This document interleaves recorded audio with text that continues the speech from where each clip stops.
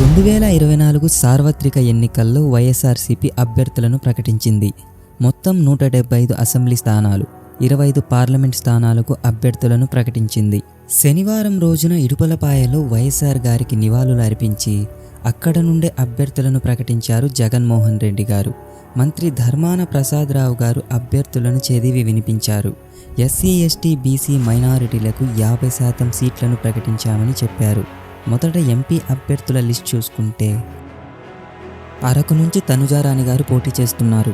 శ్రీకాకుళం నుండి పేరాడ తిలక్, విజయనగరం నుంచి బెల్లాన చంద్రశేఖర్, విశాఖపట్నం నుంచి బొత్స ఝాన్సీ, కాకినాడ నుంచి చలమలశెట్టి సునీల్, అమలాపురం నుంచి రాపాక వరప్రసాద్, రాజమండ్రి నుంచి గూడూరు శ్రీనివాసరావు, నరసాపురం నుంచి ఉమాబాల, ఏలూరు నుంచి కారుమూరి సునీల్ కుమార్, మచిలీపట్నం నుంచి సింహాద్రి చంద్రశేఖరరావు, విజయవాడ నుంచి కేసినేని శ్రీనివాస్, గుంటూరు నుంచి కిలారి వెంకటరోషయ్య, నరసరావుపేట నుంచి పోలుబోయిన అనిల్ కుమార్, బాపట్ల నుంచి నందిగం సురేష్, ఒంగోలు నుంచి చెవిరెడ్డి భాస్కర్ రెడ్డి, నంద్యాల నుంచి పోచా బ్రహ్మానందరెడ్డి, కర్నూలు నుంచి బీవై రామయ్య, అనంతపురం నుంచి మాలగుండ శంకరనారాయణ, హిందూపురం నుంచి జొలదరాసి శాంత, కడప నుంచి వైఎస్ అవినాష్ రెడ్డి, నెల్లూరు నుంచి విజయసాయిరెడ్డి, తిరుపతి నుంచి మద్దిల గురుమూర్తి, రాజంపేట నుంచి పెద్దిరెడ్డి మిథున్ రెడ్డి, చిత్తూరు నుండి ఎన్ రెడ్డప్ప గారు పోటీ చేస్తున్నారు. ఇవన్నీ నియోజకవర్గాల వారీగా ఎంపీ లిస్ట్. ఇప్పుడు నియోజకవర్గాల వారీగా ఎమ్మెల్యే అభ్యర్థులను చూసుకుంటే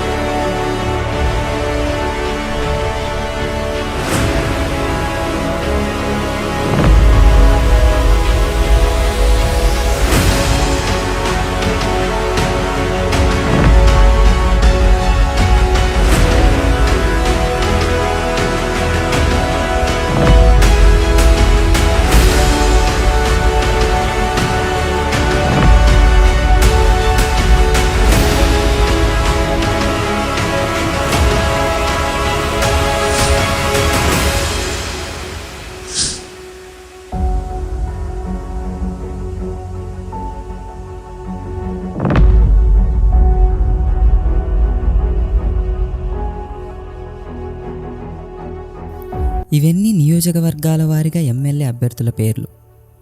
ఈ 2024 సార్వత్రిక ఎన్నికల్లో వైసీపీ పార్టీ దాదాపు ఎంతోమంది అభ్యర్థులను మార్చింది. అలానే టీడీపీ పార్టీ వాళ్ళు కూడా కూటమిగా ఏర్పడి బీజేపీ, జనసేనతో కలిసి పోటీ చేస్తున్నారు. వైసీపీ పార్టీ వాళ్ళు మాత్రం అన్ని స్థానాల్లో అభ్యర్థులను ప్రకటించారు. ఇప్పటికే టికెట్ రాదని తెలిసిన ఎంతో మంది నేతలు టీడీపీలోకి వెళ్ళిపోయారు. కానీ వైసీపీ అధిష్టానం మాత్రం భయపడకుండా ప్రజల్లోకి తాము చేసిన అభివృద్ధిని, పథకాలను తీసుకువెళ్తున్నారు. టీడీపీ కూటమి రాష్ట్రం మొత్తం తిరుగుతూ బహిరంగ సభలు నిర్వహిస్తూ అధికార పార్టీపై విమర్శలు చేస్తున్నారు.